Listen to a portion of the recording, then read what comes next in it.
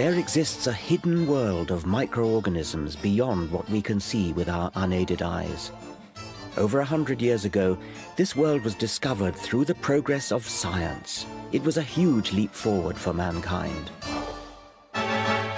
Scientific medicine came to understand how germs cause disease. We washed our hands, sterilized surgery, and created vaccines, antibiotics, and drugs that work. Life expectancy doubled in less than 50 years. But now the happy story starts to falter. Today, a war is being fought against reason. Science is treated with suspicion, perhaps born of fear, and medical advance is challenged by the march of irrational belief. A third of us now spend over £1.6 billion a year on superstitious alternative remedies which, as far as the evidence can show, don't work. Okay. Yep. Good. Have you asked any angels to come close to you? No. No, well, you haven't got any then. If any remedy is tested under controlled scientific conditions and proved to be effective, it will cease to be alternative and will simply become medicine. So-called alternative medicine either hasn't been tested or it has failed its tests. There wasn't a control, it was just an outcome. It was just a pilot study. Right. So that's not really a proper trial. And some alternatives are funded by us taxpayers, even though their unproven claims question the known laws of physics. You might think I'm gulling the patient. I don't claim that it's much more than a hypothesis. What I do say is that I have quite considerable evidence that homeopathy does work, and I'm sure that it's safe. Today, while we indulge unproven healing magic, tried and tested scientific medicine is under attack. In this program, I want to look at how health has become a battleground between reason and superstition.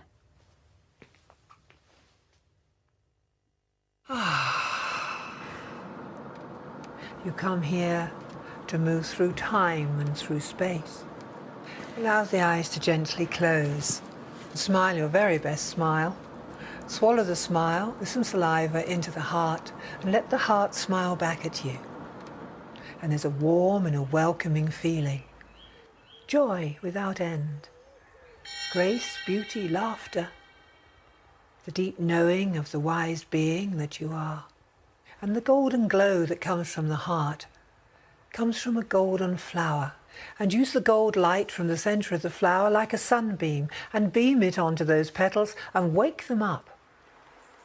There is a second part that's very personal. And this is to step inside the pearl itself. Because if you step inside the pearl, you could find out who you are.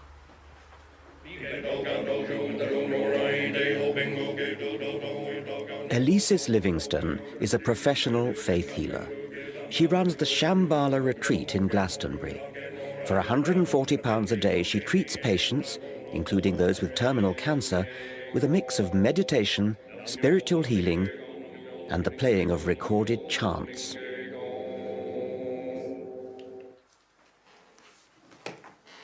She believes she can alter the structure of DNA. Quite an experience. Thank you very much. Yes.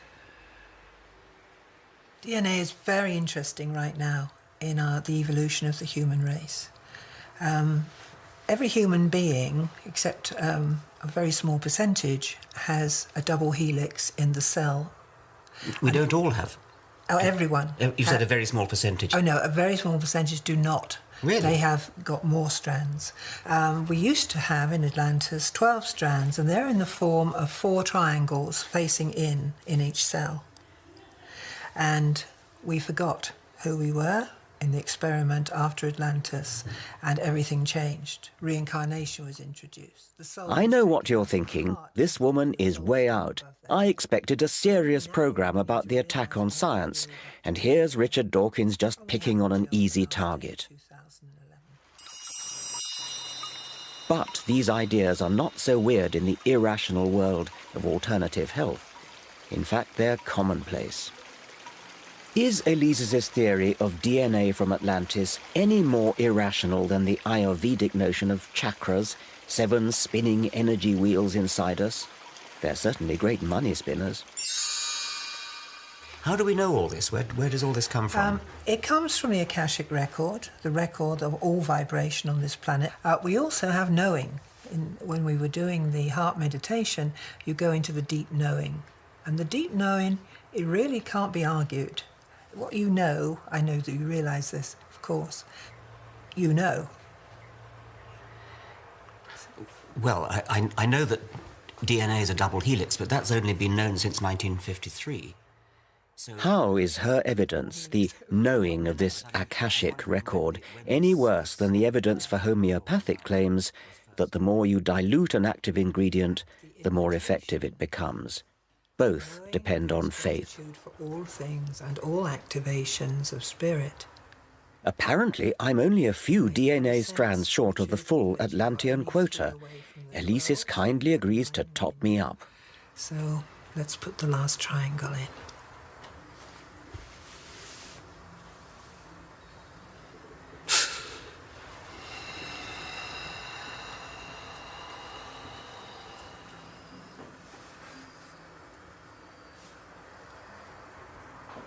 And it's done.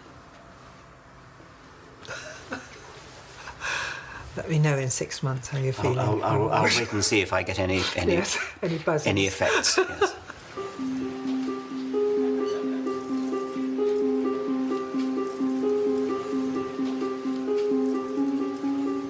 Unfortunately, it's not all wacky, quacky fun. Today, alternative, or rather unproven remedies are fast becoming mainstream, implicitly casting doubt on scientific medicine. Surveys reveal that 1/3 of us spend an incredible £1.6 billion a year on the kind of therapeutic stabs in the dark touted here in Glastonbury. It's mostly angels.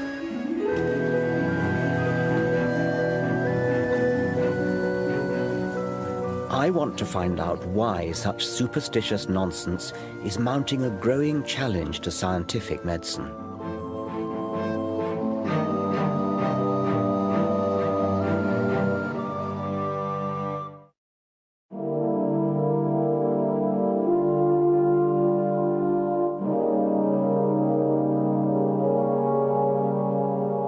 Once, society exalted scientists as heroes.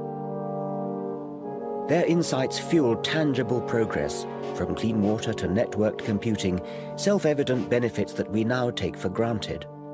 Yet, as science has moved on, it's become more complex and difficult to grasp. It's easier to portray scientists as the people who bring us Frankenstein food, pollute the environment, or conduct sinister experiments on defenseless little animals.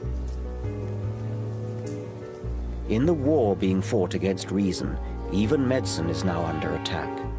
Media cause célèbre, from side effects to superbugs, have bred widespread cynicism about medical progress. So much so that in 1998, the publicizing of one survey of 12 children that wrongly linked MMR vaccine with autism prompted hundreds of thousands of parents to opt their children out of entirely sensible inoculations. A hyped-up insinuation that the government and the medical establishment were conspiring to sacrifice our next generation to autism has left up to 1/5 of our children entirely unprotected against rubella, mumps, and measles, a disease with complications such as brain injury and deafness. This is what measles looks like, a potentially fatal illness now in... The number of parents inoculating their children with MMR quickly fell. There have now been epidemics in Kent and Yorkshire, and a first death from measles in 14 years. Now everybody's more confused, it just muddies the water, it's frightening. See the boy on the telly and that. It's an acute example of the danger of devaluing evidence.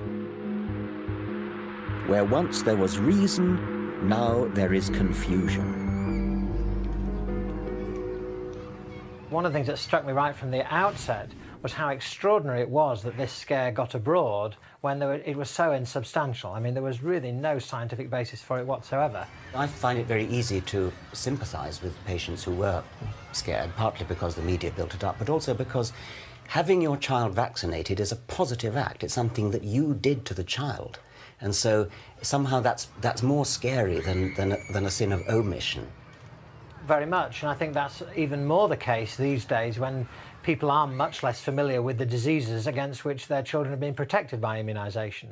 You know, it's a generation or two since people had much experience of measles and mumps and rubella on any significant scale. And so when somebody comes along and says, well, you know, this immunisation may cause some other problem, then they're more likely to be susceptible to that. Why do you think that sort of thing happens in our society today? I think that there's a climate of anxiety, but particularly focused on issues of health.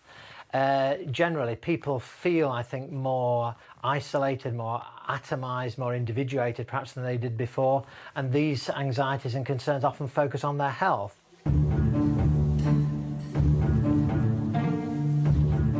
This is a paradox of early 21st century life. We now have the luxury of irrational anxiety about our health and can dabble in faddish, unscientific remedies precisely because scientific medicine allows us to live longer and more healthily.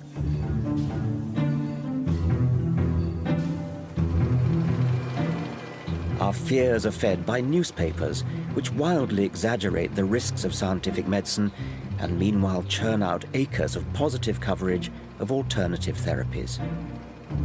In any other field, politics, say, or the next move on interest rates, journalists would ask hard questions and demand answers. But alternative medicine has managed to lodge itself in the less rigorous lifestyle and celebrity pages, essentially free advertising.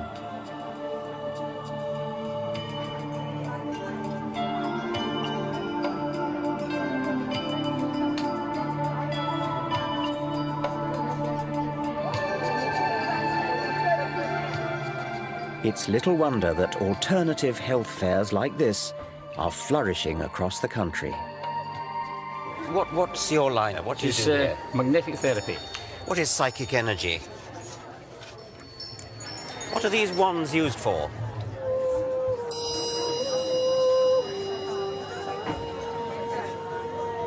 People may come here with real health problems, but what do they get?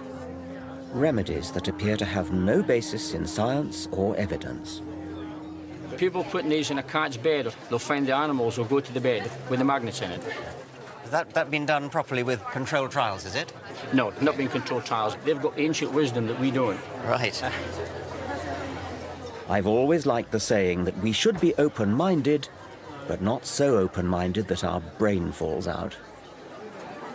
So do we all have an angel hovering on our shoulder or something? Is that We what have several. Right. Yes. Yes. Yes. Okay, how many have I got? Can you tell or Have you asked any angels to come close to you?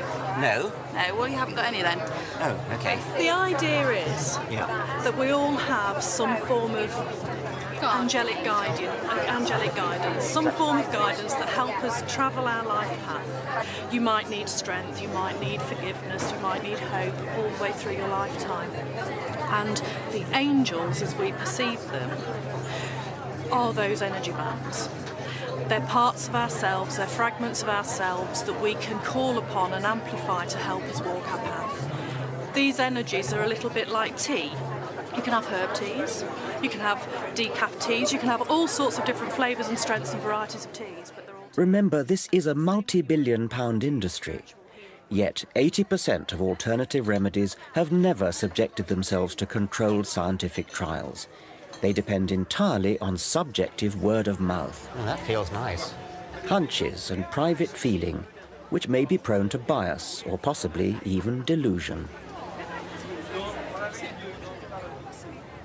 The scientific method, by contrast, tests with objective experiment and statistical analysis what is effective and what is not. Individual scientists may or may not be honest, but science, with its safeguards of peer review and repeating experiment, has scrupulous honesty built into it by design. Science replaces private prejudice with publicly verifiable evidence. Untested and unverified, yet desperately seeking credibility, alternative remedies follow in the rich tradition of organized religion and set up intricate belief systems. They substitute real science with pseudoscience.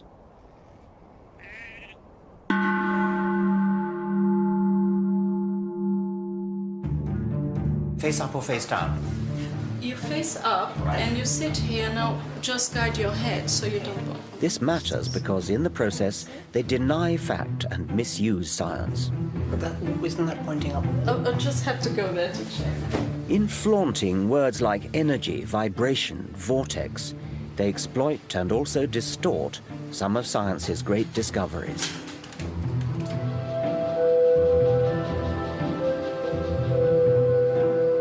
The sleep, I'm sure, is therapeutic.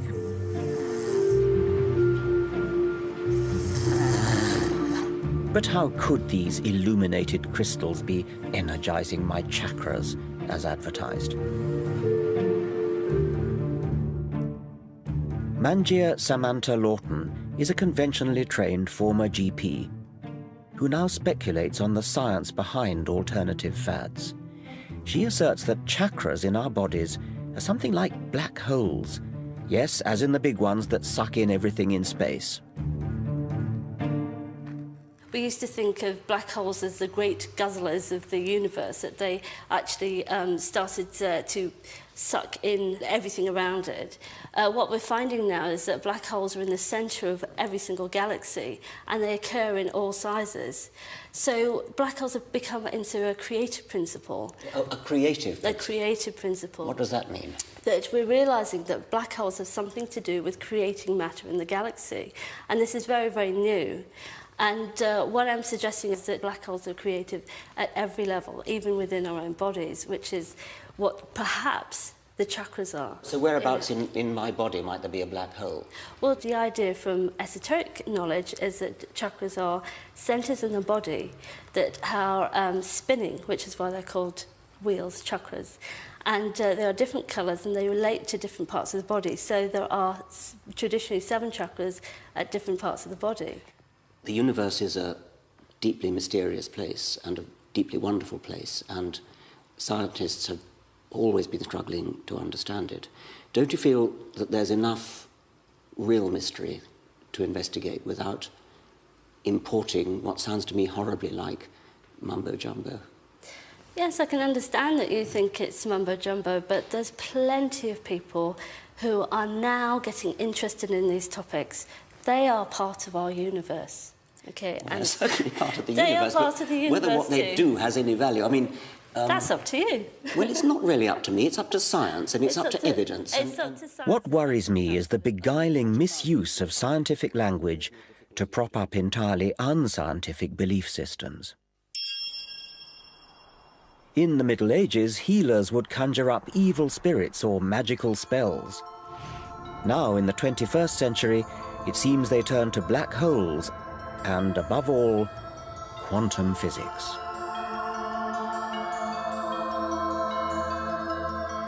Quantum theory accounts for the anomalous behavior of light and atoms. It's astonishingly accurate, but notoriously difficult to grasp. But Deepak Chopra, who once qualified as a doctor, has seized upon quantum jargon and applied it to healing. He claims disease can be caused and cured by a shift in consciousness. If you believe in a rock, you're automatically believing in God. Chopra has managed to become a one-man alternative health industry. He's worth up to $75,000 per lecture, and in this era of self-absorption, he claims Michael Jackson, Madonna, and Hillary Clinton as followers. If you feel genuinely attractive, you'll attract other people to you. The great American physicist Richard Feynman once said, "If you think you understand quantum theory, you don't understand quantum theory." Isn't Deepak Chopra just exploiting quantum jargon as plausible-sounding hocus-pocus?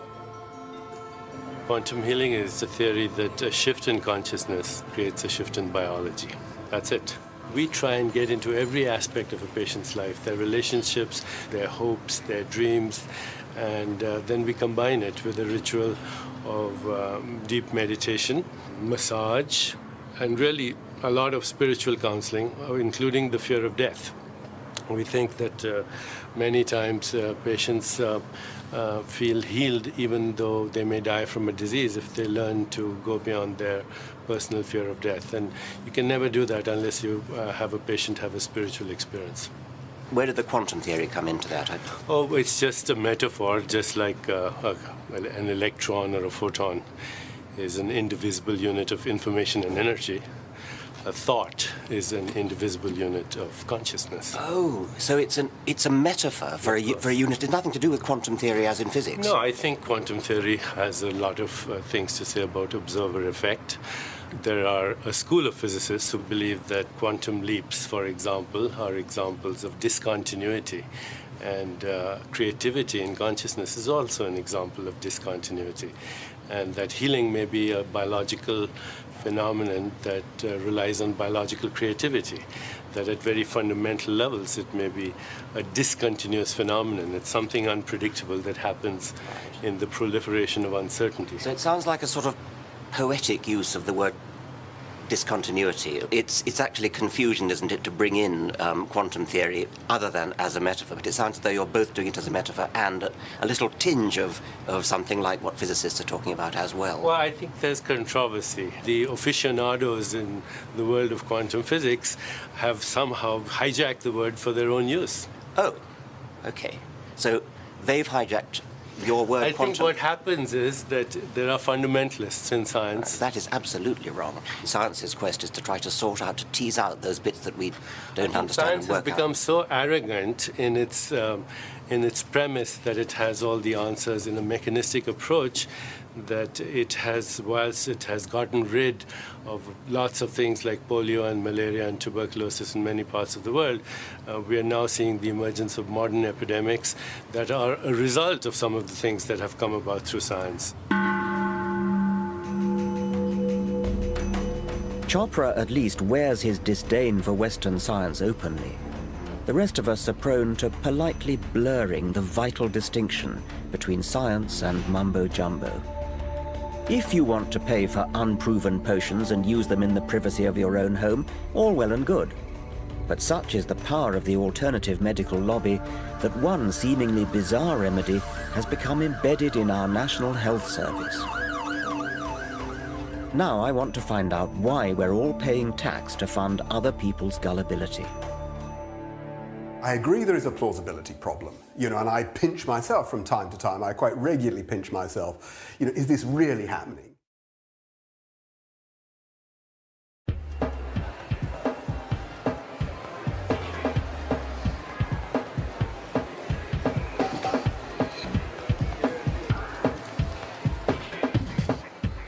It's the hottest alternative health fad. It boasts an impressively vast and well-stocked medical cabinet. It's endorsed by royalty and the stars, and is doing a booming trade in high street pharmacies. 500 million people worldwide claim to use it. What is it? It's a system for dosing up on a dilute solution of water. Welcome to the bizarre world of homeopathy. Homeopathy was dreamed up in the late 18th century as a way of boosting the body's vital spirit. One of the central tenets handed down by its founder, Samuel Hahnemann, was that like cures like. Superficially, this might sound faintly plausible, but unlike a vaccine that introduces a diminished form of a virus into the body in order to provoke its immune system, like cures like makes the unfounded assumption that what causes similar symptoms can cure those symptoms. In Hahnemann's world, dilute poison ivy cures skin rash because, undiluted, it causes a rash if touched. By the same principle, red onion can alleviate streaming eyes and snake venom stiffness. But amazingly, homeopathy gets even stranger still. Homeopaths claim that the more you dilute an active ingredient in water, the stronger medicine it becomes. Most homeopathic remedies are marked 30C. What does that mean? It means 1 part medicine to 100 to the power of 30 parts water. How much? A drop in a fish tank? No? A fish tank is nowhere near big enough.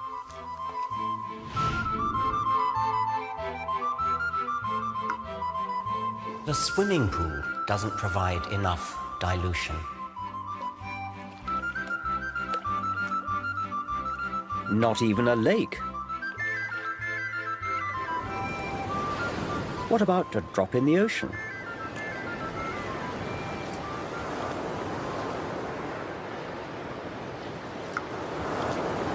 But it turns out that even the sea isn't big enough.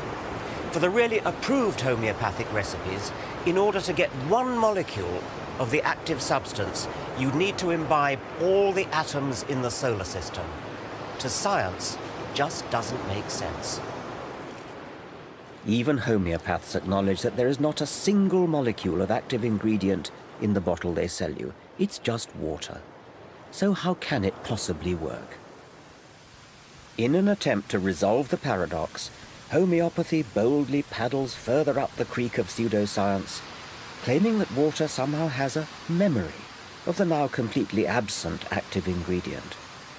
But wouldn't water also have memory of other, more common impurities it's come into contact with? Salt, urine. Scientists have calculated that in each glass of water we drink, at least 1 molecule has passed through the bladder of Oliver Cromwell.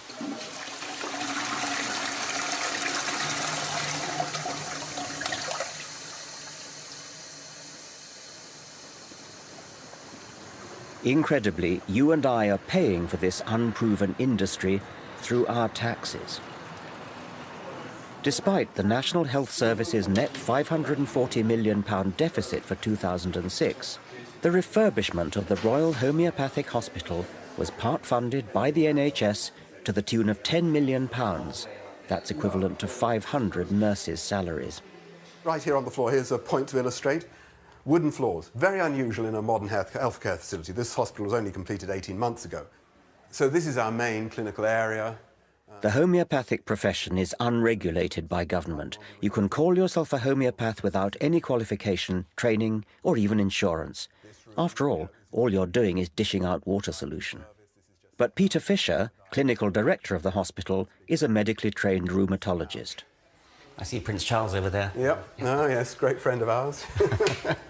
These are the homeopathic medicines that are in, daily use. This is one, for instance, it has quite a strong evidence base, rust, which is poison ivy. Right, okay. I want to know how someone highly qualified in real medicine can make such a leap of faith. I agree there is a plausibility problem, and I pinch myself from time to time. I quite regularly pinch myself. Is this really happening? The fact is I couldn't stop what I do now, even if I wanted to. My patients wouldn't let me. Yeah. They say it helped. So how are things? Well, very much better since we last saw you. Mm-hmm. I virtually no pain at all. If I'm aware of the symptoms are going to start again, I start taking it again, and I can feel the improvement, and then I go back to it until I need it again, Good. Oh, well, that's pretty straightforward. We just bash on the same, don't we? Yeah. I'm still taking the remedies, but you said to me, if you get little reactions, just hold off taking the remedies until they then subside. So therefore, I've been doing that. So, for example, I haven't had a remedy for a week now.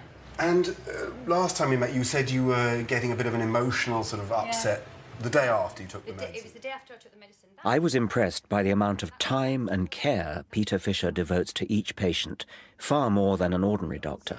But in terms of the treatment, I would be, reluctant to make a big change. I think this is the right stuff and we may need to fiddle around with it. Like a GP, Peter Fisher prescribes medicine. But in this case, the medicine is a bit of a surprise. Thank you very much. Okay. Common salt, natrium muriaticum, sodium chloride, again in an ultramolecular dilution. Obviously, since it's common salt, she's obviously taking in a hell of a lot of common salt anyway. Yes, oh sure. How does the 1 Well, the truth is nobody knows. I don't know, nor does anybody else. Yeah. You know, the question is, do you think that because we don't know and because it seems implausible, it can't work? And that may be where you and I differ. Actually, the most recent problem was your skin, wasn't it? That's right, yeah, my hands, they've cleared up quite well. And my scalp's a lot better. While patients like these provide positive anecdotes for homeopathy, subjective stories are not enough for science. I want to pin down precisely what double-blind trials have been conducted. Good. Over 100 have been done, some by me. On the whole, they're positive. And I've worked hard on it. But in the face of great scepticism, in the face of many people who say, oh, well, yeah, we're not going to fund homeopathy, it's got to be a load of rubbish.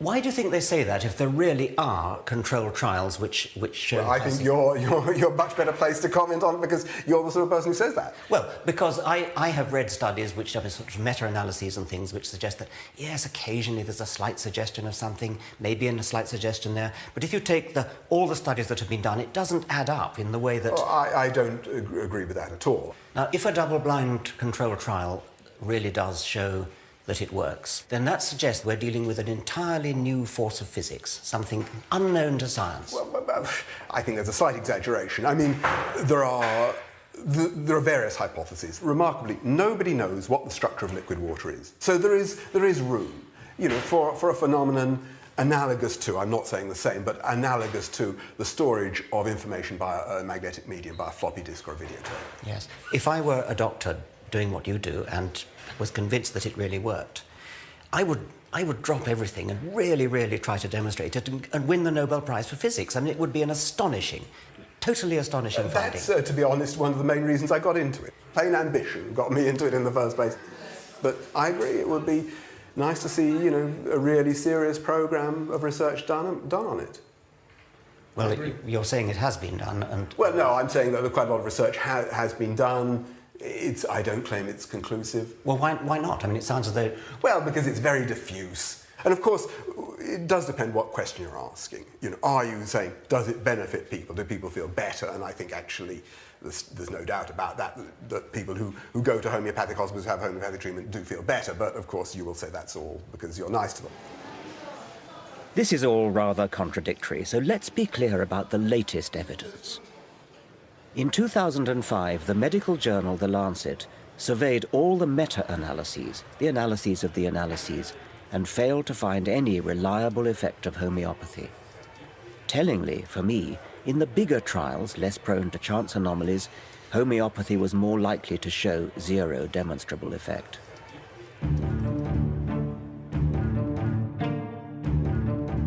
And yet, despite the lack of robust evidence, homeopathy thrives. Many clinicians look on in horror at the unlevel playing field of trials and evidence for medical licensing. In 2004, American trials seemed to show that the drug Herceptin could halve the death rate for a particularly virulent form of breast cancer. This was a major breakthrough. Patients understandably clamored for the new drug, but unlike in the world of homeopathy, the claims of scientific medicine are tested rigorously, and that takes time. Accordingly, the license was delayed. We went through a period of a year or two when Herceptin, quite rightly in my opinion, was held up for the treatment of breast cancer until all the evidence was there. So we had extremely rigid cost-effectiveness analysis before we could use Herceptin. And, okay, there was a short passage of time when it seemed unfair. But you compare that when actually lives are lost, because we're talking about life-threatening disease with drugs which actually save lives, to the way that ineffective, irrational remedies are just being nodded through. I mean, it makes you weep. The pharmaceutical industry takes a lot of knocks, and yes, drugs are very expensive. But the reason they're so expensive is there may be 20 years of R&D to get to an effective product. Every step of the way is checked and double-checked. And now, through the back door, we're getting a class of compound being allowed into the marketplace with a license with no such evidence of efficacy. I can't understand how you could even... But if homeopathy isn't tested properly or flunks its trials, then why do homeopaths remain popular? substances. A lot of them owe their success not to the homeopathy, but to the fact they are decent people. They have time, they're compassionate, they look the patient in the eye, they talk to someone for an hour. These are nice people. I would like to recruit these really nice people to practice proper medicine. And then, in the end, what we've got are proper doctors, empathetic doctors, who will, in addition to the placebo effect of being that kind of physician, they can also add in truly effective drugs. Clinical trials show that homeopathy simply cannot match up with safe chemical drugs. Yet in the realm of petty ailments like sore eyes or itchy scalp, homeopathy is probably innocent enough. Because it's really all about attentive doctors spending time listening to the patient. That one is still, the right one is still a tiny bit puffy, isn't it? Or is it? Well, it's always like that. Then giving them something that makes them feel better, precisely because it's supposed to make them feel better.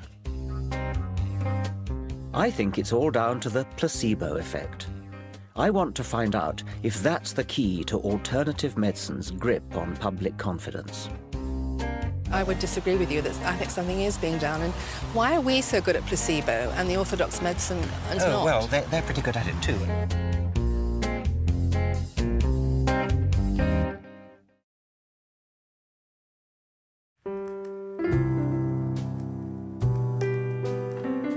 Alternative health remedies are swamping us.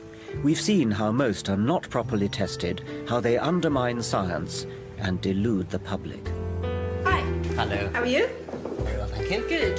You want a health kinesiology session? I'd like to, yes, Do you know what it is? I'm hoping to learn. Okay, have a lie down. But the irony may be that in this very delusion lies their success. What we do in kinesiology is we clear energy blockages in the meridian system. There are 14 meridians or energy pathways that run up and down the body. Can they be seen with a microscope? Can you sort of look at them and... I don't think so.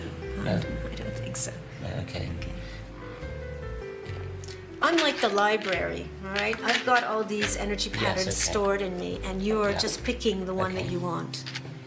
And we have baker's yeast here, all right? So I'm just going to touch a point right by your ear. This is the test for allergy. There's just no tension. It just releases completely. Okay, do you want this fixed? Yes, please. Okay. I have to admit I'm rather enjoying this kinesiology. I feel very relaxed. But what is helping me here? The tapping of my feet? The feel of a kind woman's hands? Or some sort of expectation that what it's doing is therapeutic? What I'm talking about is the placebo effect, treatment through the power of suggestion. And I'm going to hold points on your head, okay? Right here and here.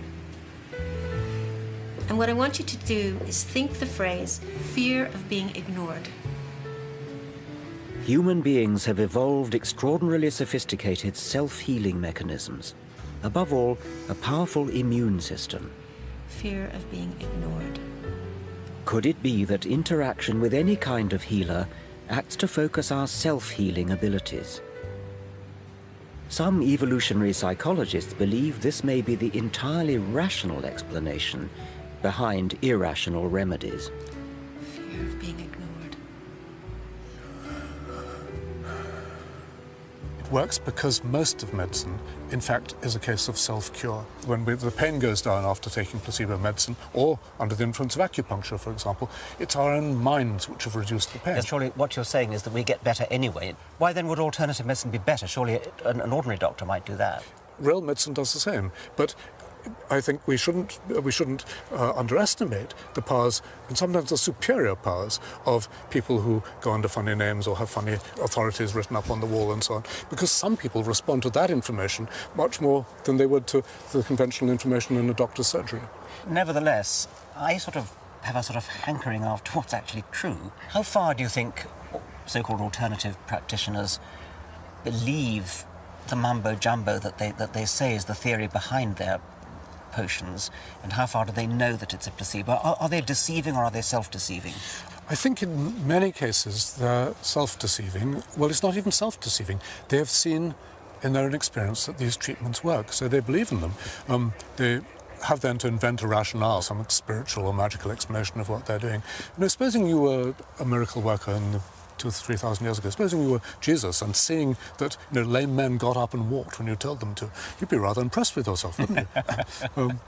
Yes. But I'm sure it was a placebo effect. Yes, quite, yes. I still believe scientific medicine offers more effective and more honest treatment. But I accept Nick Humphrey's point that alternative medicine is peculiarly well positioned to dish out placebos.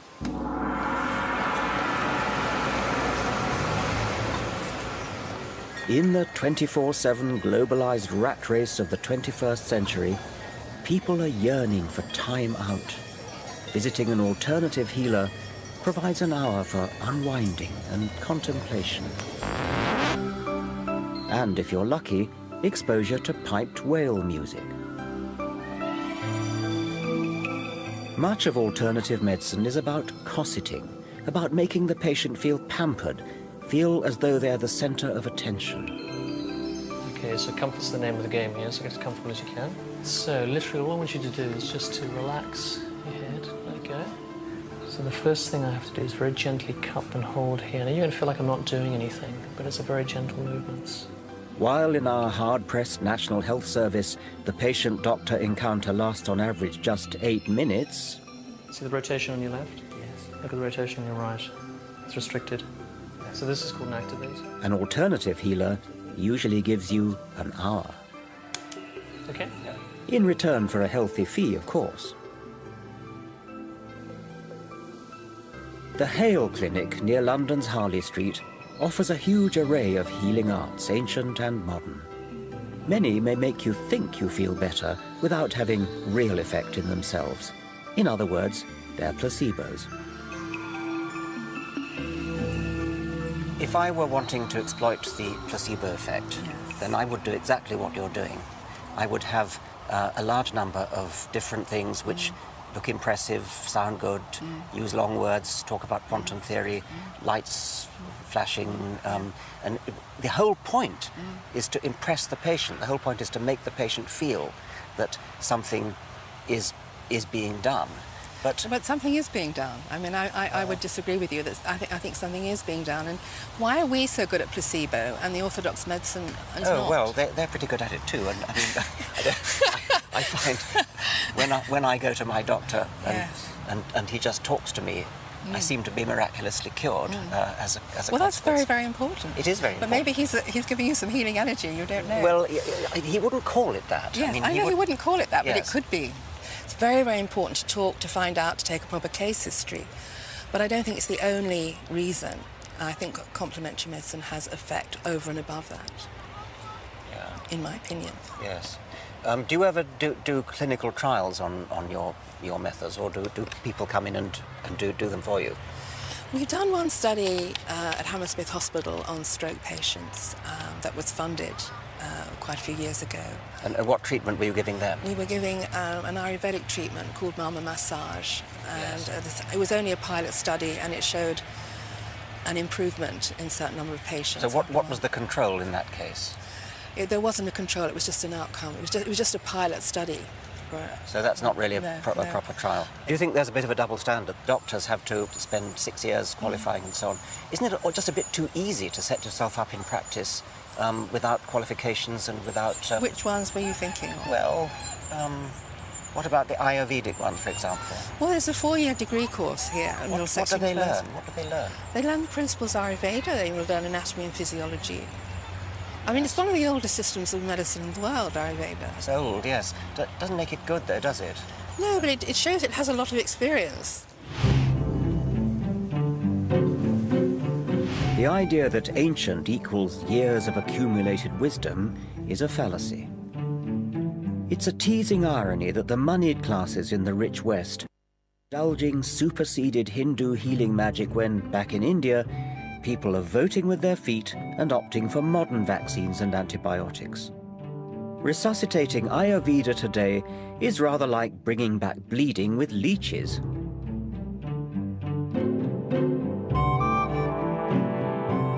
In medicine, ancient also means developed before we understood the causes of disease, before germ theory.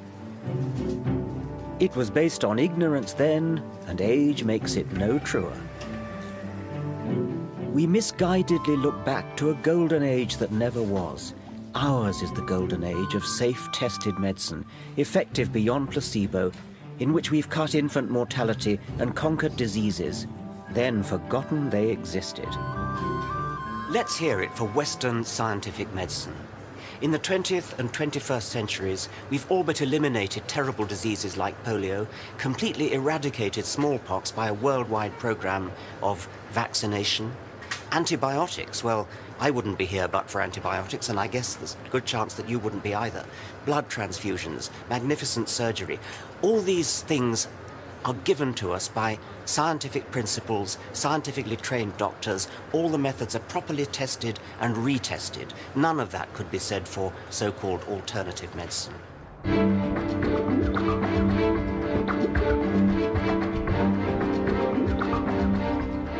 The indulgence of superstitious alternative remedies implicitly casts doubt on scientific advance and undermines confidence in real medical progress. Yet, as we've seen, the attack on medicine is just one small part of the creeping rise of irrational superstition. In Ayurveda or clairvoyance, homeopathy or astrology, we're confronted by those who deny evidence of the real world and instead bend reality around a dogmatic belief system handed down by tradition. Skeptical, rational inquiry is always the best approach. We don't have to follow the herd and buy into trendy, untested health fads. We don't have to be swayed this way and that by media-driven health scares. Instead, we can think independently and be truly open-minded. That means asking questions, being open to real corroborated evidence. Reason has liberated us from superstition and given us centuries of progress. We abandon it at our peril.